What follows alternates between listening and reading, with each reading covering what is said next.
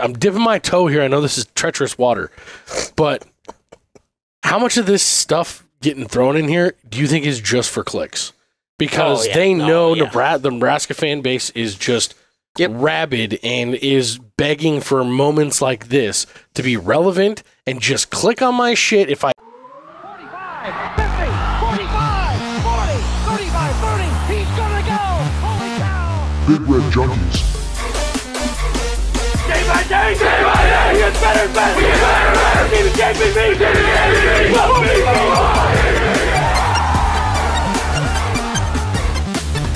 Oh, man, woman, and child, he just turned this stadium inside out!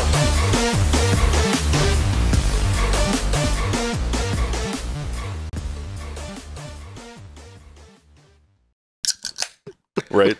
There is a lot of talk, not just in the inner circle, about Nebraska this week. It's like early earthquakes. The ground is kind of starting to rumble. It's weird. This table's starting to rumble. Well, it might be during this conversation. It might start rumbling.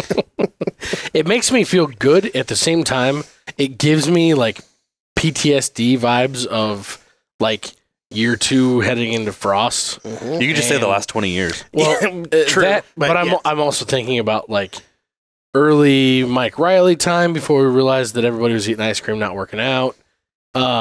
Like I've got a little bit of that, like, okay, hold the phone though, because like I get the hype around the program is there, especially when you think about like that.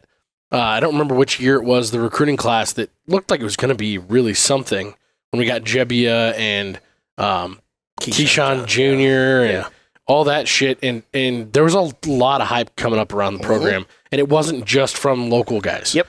You know, the local fishbowl, they're kind of paid to get Nebraska fans excited and get them interested in off-season columns and off-season videos and things like that. You know, it's not like we know anything about that at all. You're not gonna be a local guy sitting here like, we're gonna suck this shit. Yeah. Well, I mean, there have been. There has been quite a handful of them. We've had one of them specifically on the show a couple of times that have been flat out said, you know, if this happens, then I could see 3-9, and then we end up being 3-9. So, and it's not that I'm trying to poo-poo these guys, but like Joel Klatt, you know, that was one of the first ones that I saw this week, and then like in the sidebar while watching Joel Klatt's preseason top 25 that he just put out, I see Josh Pate's got, you know, dark horse, you know, up and comers for teams to watch out for 2024. And then you said, you know, on the Cover 3 podcast, those guys were talking about it too, kind of all in the same week.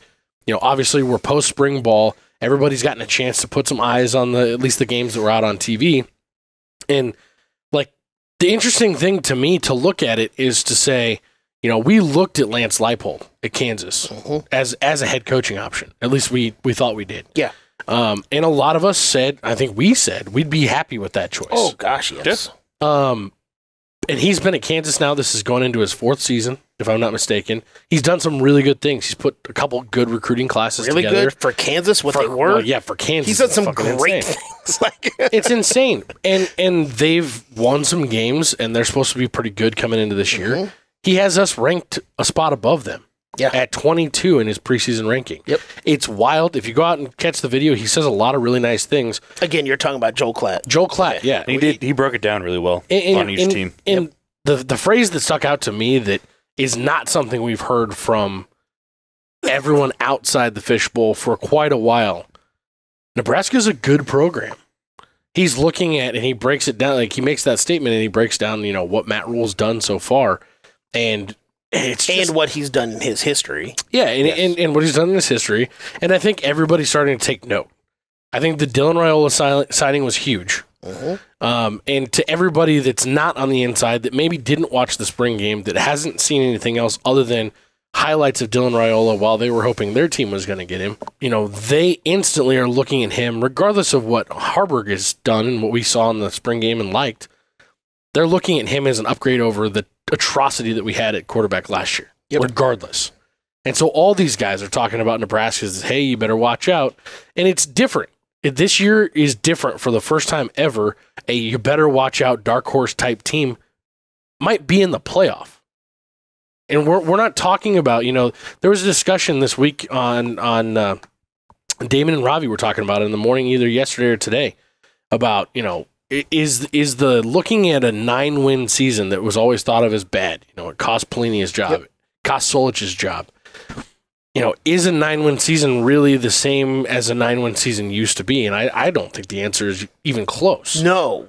Because a 9-win season, I mean, you look at several teams last year that were in the top 25 with 9 wins that were probably pretty damn close to that 12 mark. Yeah, a 9-win season, if you do that in your conference, like if you're high in your conference, that's much better than 10 wins and 2 conference losses. Well, and if what we have for the 2024 season, if you have 9 wins in the Big Ten or the SEC specifically, you're on the doorstep. I'm not saying you're getting in, but you're on the doorstep of the playoff. Hands down.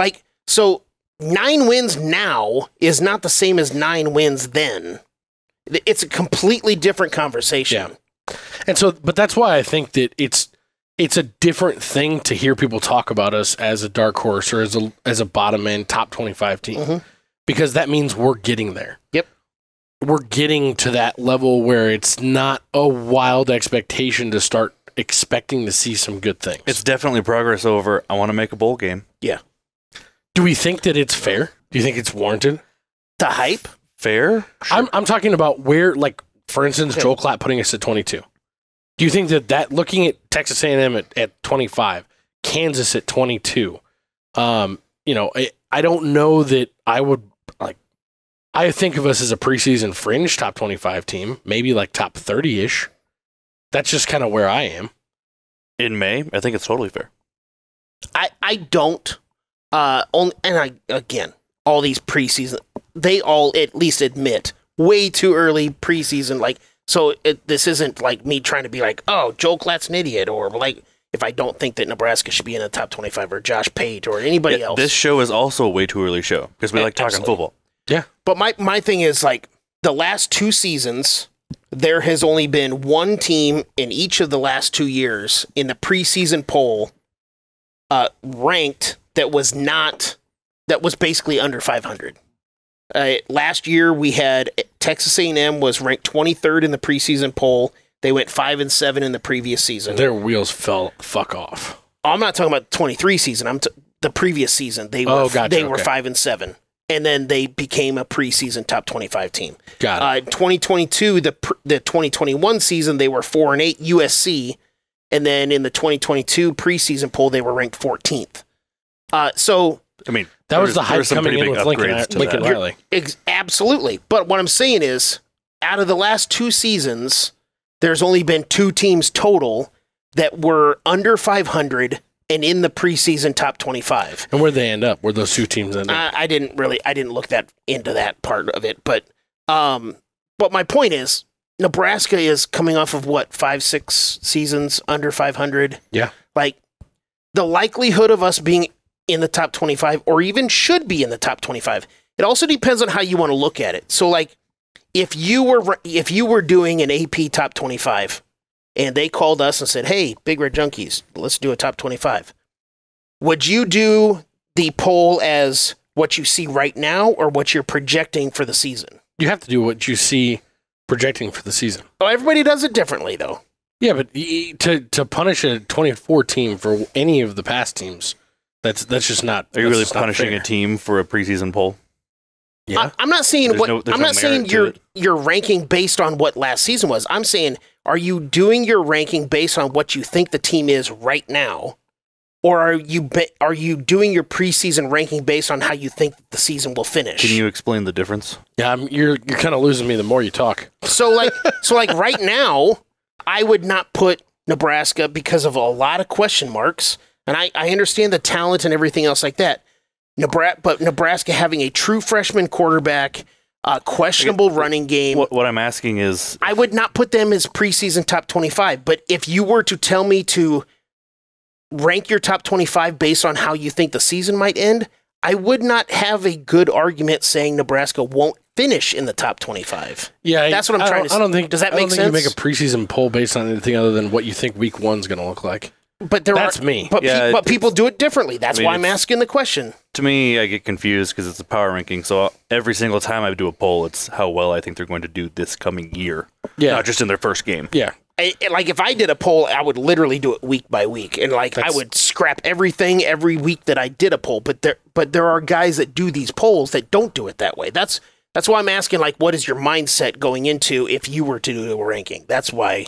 I guess my mindset on it would be that I'd be looking at like teams and looking where similar teams that I think are going to be in the realm of them, like from a talent and play perspective, where they're ranking out. Mm-hmm.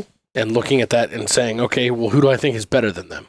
That's how I'm going to rank that out. It's all going to be my current thoughts on the current state of the team and what I'm expecting to see week one. It's not going to be where I think they're going to end the season. It's where I think they have the ability to play at that level in week one. I agree with what Joel Klatt said. What I sort of read, because I did not get to see what Josh Pate completely said, but what I read a little bit of what Josh Pate said, I agree with what they mean as far as Nebraska coming into the season and what they could be. Yeah. But I don't know that if I was doing a preseason top 25 ranking myself, I don't believe that I would put them in there. And I know that... I don't think I could. Some of it is based on past thing, but you need to see it first, because we don't have an experienced quarterback that's going to start, in everything. I could not justifiably put Nebraska in the top 25 preseason. After 2 weeks, and hopefully we go 2-0, and we beat up on Colorado and all that stuff, would I jump them in there expecting what I think might happen throughout the rest of the season? Absolutely. But going into it, I don't know that I could justifiably do it. No. Just looking at... But I understand his point. But just looking at his specifically, coming off the top, I can think of teams that I would think would be in here that aren't. I think of, just off the top of my head, and I haven't dove in and done any research on the rest of the league at all. But just simply looking at this, I'm thinking to myself, okay, well, where's North Carolina? Okay, well, But losing Drake May, do you really think North Carolina is going to just be a top 25 team automatically? I'm with you, but they've been in or around the top 25 pretty much since he got there. Again, this is part of the process of trying to figure out how you would do a preseason top 25. Yeah, and I'm shocked by seeing Arizona on here. I'm not. At the same time, I don't see Washington on here, which I don't know how I realize they lost a lot, and I realize that they've undergone a coaching change and all those things. I'll give you one team that you don't see on there that I'm kind of surprised on. Who's that?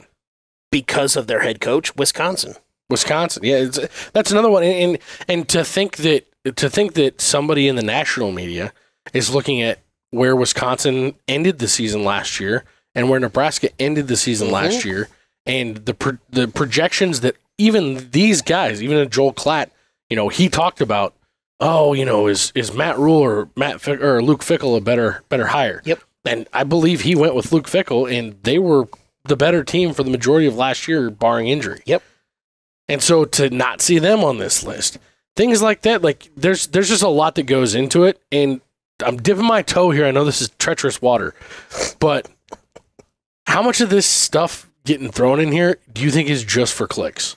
Because the Nebraska fan base is just rabid and is begging for moments like this to be relevant and just click on my shit. If I put Matt Rhule on the corner of my cover photo, I'll get at least an extra 1,000 views on this. I guess it depends on how much integrity you think these media guys have. I think he's putting out a good product, not trying to get clicks. Joel Klatt is a real, it's a little bit of both. Is a real sportscaster, but it's not like this is discovery journalism. Yeah, this is clickbait shit. No, but it's not just especially he goes in with good details on every single team. He does, and I'm not saying he's not doing a good job. But I'm saying, is it more valuable to his brand and what to drive content to have him talking about Nebraska or talking about North Carolina football or talking about Wisconsin football for that matter? If he leaves Nebraska off of that list, everybody's like, yeah, I get it. And if he puts a Wisconsin in there, people are like, yeah, I get it. But if he puts Nebraska on the list, people are like, ooh. Oh, shit, I got to watch this. Oh, shit, exactly. I got to do a whole podcast It's not like he put Nebraska in the top 15 or something. Hey, you put him in those last 5? Those last 5 are kind of throwaways. Let's just throw some teams together. I think of this as legitimate analysis. I don't think of it as clickbait. I'm not seeing the analysis. And I'm not just talking about Joel Klatt. Yeah. Josh Pate, I'm saying in Josh general. Pate is a legitimate just podcaster. He's turned his podcast into almost as big as being a fucking ESPN show. But at the same time, he's a podcaster. Like, those guys are out there to drive content, and how do you drive content? By driving clicks and get this stuff out. I'm not saying that's what this stuff is, and I'm not trying to discount the things. It plays that a they're factor, saying. but it doesn't mean that it's the biggest factor. Yeah. It's super controversial to not have Georgia in the first spot here, but he put Ohio State there, which is exactly where I would have Ohio State. I don't know if it's super. I mean, it's literally 1 and 2, and you can just pick one. I get that. It's, Oklahoma at 6. I don't get that at all. Michigan at 8. no, that's, I don't get- that's not Oklahoma. That's Utah. Oh, that's Utah. My bad. Oklahoma's at 17. Yeah. That's my bad. And I also don't get Alabama at 7. I think Alabama's got a shot at losing 4 or 5 games this year. I don't. I know you love Kalen DeBoer. So the only other question I've got is scale 1 to 10. What are the odds that 10 being more likely, what are the odds that this is something we would consider a breakout season? If we start or finish the top 25. I was gonna say, like, so what would you consider a breakout season? So, like, we're talking about a couple of national people, and I've heard a couple of local people, specifically John Bishop on Unsportsmanlike Conduct, Mike Schaefer, also has basically both said, I think Mike Schaefer, I'm not going to quote him specifically, but he said, we should raise the expectations, and 8 wins should not be a, asinine expectation for Nebraska again. And it should be, and John Bishop has made comments as that he could very likely see a breakout season of 9 wins. So, I mean, it's kind of like, what do you consider as a breakout season? Is it a ranking? Is it a record? Is it how it looks on the field? Is it all of that? Like, For me, it's got to be the record. okay. Simply because at the end of the day, that's all we really care about. And like, what is the that? numbers What is that at the number end. then It's got to be 9 or higher for a breakout season? for a breakout season. Okay. I would say a good season, 7 or higher. A great season is 8 or higher. And you get me really fucking hard in my pants if we go 9 or higher. See, You're painting the walls at that point. I Right? think that's kind of the exact same way that I look at it, but my numbers are a little skewed. Because I truly think the expectation for me is 8 or 9 wins in this season, especially looking at the schedule. I think a breakout season to me would be 10 wins and knocking on the door of the top 15. Okay. If we're watching the last week of college If we have football, 10 wins, we are definitely in the top 15. Not knocking on the I'm door. just saying, if we're but we're not going to have we could have 10 wins and them not be against anybody that's good. It doesn't matter. If we're 10-2 at the end of the regular season, we are in the top 10. Like, Yeah, maybe so. I'm just saying, I think 10 wins with the schedule that we have would be what I would consider breakout. I'd say that's a pipe dream. I think 8 or 9 is kind of my expectation. I think 7 that's borderline disappointing, and anything 6 or below is panic button for me. okay. I think Aggressive language coming from BJ. so. I live under the rule of not all. He's Rule's bottom. What? Jesus. I live under the rule. Aggressive comments? He's Rule's bottom. Aggressive jokes. I watched the Brady roast. I'm sorry. There's too many dick jokes rolling around in my head right now. I live by the rule of not all insert record here is created equal. So, like, I agree. if you're That's why I say based on the schedule. but if you're 7-5 1 year and 7-5 the next year, it doesn't necessarily mean that those records are exactly the same. No. Like, the numbers are the same, but it might look different. So that's what I'm trying to say, as far as I'm a firm believer in that aspect. Now, I believe that 8 wins is the ceiling for this team right now, but I'm not going to say 8 wins would be a breakout, because even if they win like 7 games, I could still see a possibility of a breakout type season. For me, a breakout season would be like you play Ohio State close. You play a USC close. Yeah, but then do you call 3 years ago when we almost beat Ohio State You call that a breakout No, season? because the other games we look like dog shit. Okay, well then you can't say based on one game. Well, no, but if in those, obviously in those other it's games, putting a all culmination put of all everything. of Okay. that together. You're right. Yeah, sure. If we win I phrased 8 that games, wrong, but we win 8 games, but we're in every single one of them, and it just so happens that Honestly- four teams on our schedule are just truly better. We didn't beat ourselves in any capacity. They're just truly better teams than us. Then okay, I'd be with you there. I just don't look at any game last year that we played in, other than the Michigan game, and go, we got outplayed. Period. We got beat because we beat ourselves in the majority of those games, and that is not me being a homer and saying, "Oh, we're so much better. Yeah, we just beat ourselves. We can't lose to anybody. We just beat ourselves." Yeah, I get That's not what I'm saying. But I'm truly having a really hard time understanding how you're saying 8 wins is our ceiling when I look at the schedule. Like, it's just not. I look at our team and the opponents that could also be better. I have a lot of questions with our team, and we'll get into that as the season gets closer. Yeah. As far as all that stuff, but I don't just, you know me, I don't just look at the schedule and say, oh, those are easy, because you know what? The last handful of seasons we've had quote unquote easy schedules, and we've lost a lot of fucking games. So I don't. The phrase "win the games you're supposed to win" has been going Yeah. around a lot lately. My point is, like, right now, I think that the Ohio State-Nebraska game is roughly like 24 points as far as Ohio State's favored by against us. It's 20 plus. I know that. If we could go like 7-5, play very well against everybody, hell, and even the Ohio State game, and I'm not trying to do moral victory stuff. So before Jed, anybody you're says saying anything like you that, want Nebraska to cover 11 games this year, and that's a breakout season. I don't. Again, I don't want to completely say yes, that's a breakout season, but that's a very good season in my opinion. I think 8 wins and those scenarios for me is a breakout season. Yes, because it builds something for the future. Because that's what we're still trying to do. Is we are still building for the future. That's what this program is. That's what Matt Rhule is trying to do. If this is year 4 and we're asking this exact same question, my answer is completely differently. But this is year 2 with a true freshman quarterback, and that's where I'm laying at right now with a breakout season. I'm with you on that. I don't know. I got a little more faith in it, but yeah, that's where my breakout would be. It'd have to be in the record. It'd have to be 10 plus wins. Mine is more about how it looks, not Otherwise, necessarily I feel record. like we're just building. I've been at work talking a lot about stacking good days, because you hear Rhule and the coaches all talk about stacking 1% better every day. wins, 1% better every day. Yep. You look at that and you just have to say, hey, look, we underperformed last year, but we know why. Mm-hmm. And if those things are truly addressed, there's no if you just simply eliminate some of the shoot ourselves in the foot mistakes from last year, we should have been an 8-win team.